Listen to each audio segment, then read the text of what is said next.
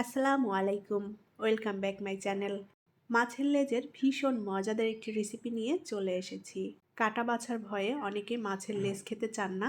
আমাদের বাড়িতেও এই মাছের লেজ অনেকে খেতে চান না এই কাটা বাছার ভয়ে। তো আমি মাছের লেজগুলো জমিয়ে রাখি আর মাছের লেজ দিয়ে বিভিন্ন ধরনের মজাদার রেসিপি তৈরি করে নিই। আজকে সেই মাছের লেজ দিয়ে খুবই মজাদার একটি রেসিপি তৈরি করব। এটাকে মাছের লেজের ভর্তাও বলা যায়, তবে আজকে একটু অন্যভাবে তৈরি করব এই মাছের লেজের ভর্তাটা।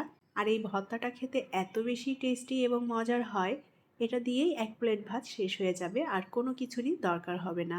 তাহলে চলুন কিভাবে তৈরি করি সেটা দেখে নেই। আমি এখানে 3 পিস মাছের লেজ নিয়েছি আর এটা নিয়েছি আমি রুই মাছের লেজ।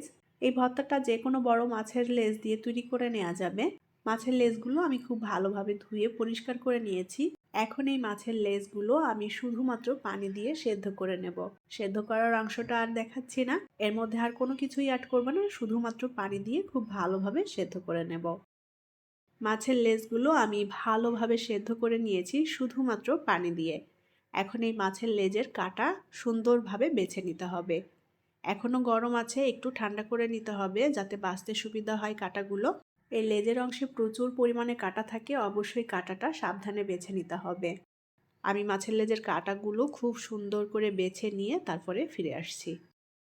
আমি মাছের লেজের কাঁটাগুলো বেছে নিয়েছি খুব ভালোভাবে।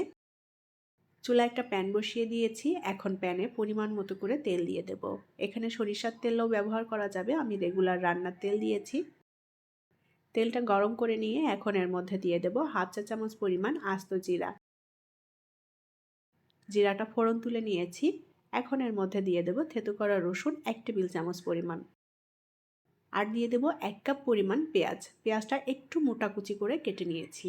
এখানে পেঁয়াজের পরিমাণটা একটু বেশি দিলে খেতে ভালো লাগবে। এখন এই পেঁয়াজটা আমি হালকা ভেজে নেব।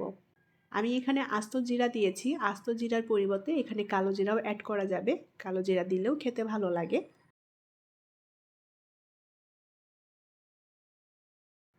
পেঁয়াজটা আমি হালকা একটু ভেজে নিয়েছি। এখন এর মধ্যে দিয়ে দেব আলু। আমি এখানে নতুন আলু নিয়েছি, ছোট সাইজের 3টা।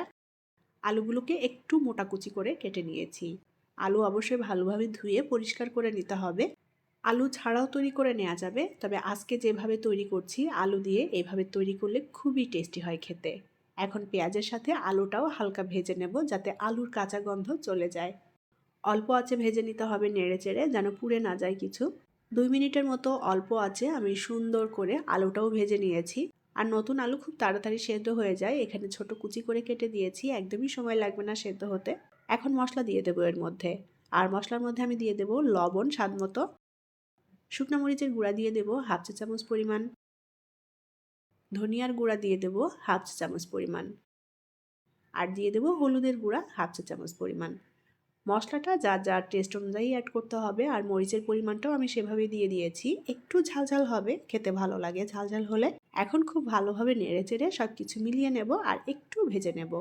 চুলার আঁচটা কিন্তু অবশ্যই অল্প রাখতে হবে আর বারে বারে একটু নেড়ে দিতে হবে। মাছের লেজ দিয়ে বিভিন্ন ধরনের রেসিপি তৈরি করা যায় আর ভর্তাও বিভিন্নভাবে তৈরি করা যায়। আজকে যেভাবে তৈরি করছি এটা আমি আমার মতো করে তৈরি করেছি, আর এই ভর্তাটা খেতে কিন্তু খুবই ভালো লাগে। মশলার সাথে আলুটা আমি একটু ভাজা ভাজা করে নিয়েছি, আলু সেদ্ধ হয়ে গিয়েছে সুন্দর মতো। এখন এর মধ্যে দিয়ে দেব টমেটো। আমি এখানে মিডিয়াম সাইজের একটা টমেটো নিয়েছি কুচি করে। টমেটো দিয়ে আবারও ভালোভাবে নেড়ে চেড়ে ভেজে নেব। এখানে কেউ যদি চান আলু বাদ দিয়েও তৈরি করে নেওয়া যায় শুধুমাত্র টমেটো দিয়ে। টমেটো দিয়েও তৈরি করলে খুবই ভালো লাগবে। টমেটো দেওয়ার পর অল্প আঁচে আমি আরও 2 মিনিটের মতো ভেজে নিয়েছি। আলু টমেটো একসাথে, টমেটোটা সেদ্ধ হয়ে গলে গিয়েছে। এখন আমি এর মধ্যে দিয়ে দেব কাটা বেছে রাখা মাছ। খুব সুন্দর করে নেড়েচেড়ে সবকিছু একত্রে মিলিয়ে নেব। অল্প আঁচে এখন ভেজে নিতে হবে। মাছটা সুন্দর মতো ভাজা ভাজা এবং কষিয়ে নিতে হবে, তাহলে খেতে খুবই টেস্টি হবে। 3-4 মিনিটের মতো সময় নিয়ে আমি অল্প আঁচে সবকিছু একত্রে সুন্দর মতো ভেজে নিয়েছি। আর এই পর্যায়ে কিন্তু খুবই সুন্দর একটা ফ্লেভার এসেছে, ভাজা হয়ে গিয়েছে সবকিছু সুন্দর মতো। এখন আমি এর মধ্যে কিছুটা পানি দিয়ে দেব। এতে করে ভর্তাটা বেশ মাখো মাখো হবে। আর এই ভর্তাটা একটু নরম মাখো মাখো হলে খেতে খুবই ভালো লাগে। পানিটা খুব বেশি দেইনি, অল্প পরিমাণে দিয়ে দিলাম। এখন এই পানিটা আমি টানিয়ে নেব।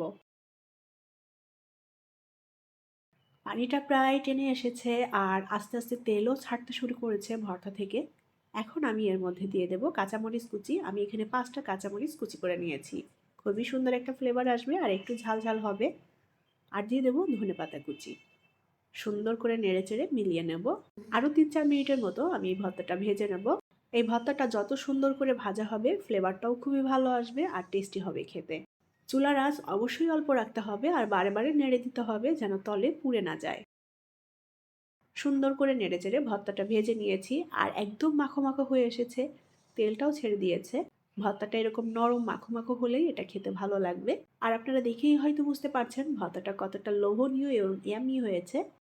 আলু টমেটো দিয়ে মাছের লেজের ভর্তাটা পুরোপুরি কমপ্লিট। এখন এটা নামিয়ে পরিবেশন করব। তৈরি হয়ে গেল আলু টমেটো দিয়ে মাছের লেজ ভর্তা। আলু টমেটো দিয়ে মাছের এই লেজ ভর্তাটা খেতে এত বেশি টেস্টি এবং মজার হয়, যারা একবার খাবেন বারবারই খেতে চাইবেন। বাসায় অবশ্যই রেসিপিটি ট্রাই করে দেখতে পারেন। আমার বিশ্বাস আপনাদের কাছে ভীষণই ভালো লাগবে। আর এই ভর্তা দিয়ে নিমিষেই এক থালা ভাত শেষ হয়ে যাবে। অন্য কোনো কিছুরই দরকার হবে না। আশা করছি আমার আজকের ভর্তার রেসিপি আপনাদের কাছে ভালো লেগেছে। রেসিপিটি যদি ভালো লাগে তাহলে প্লিজ লাইক, কমেন্ট এবং শেয়ার করবেন।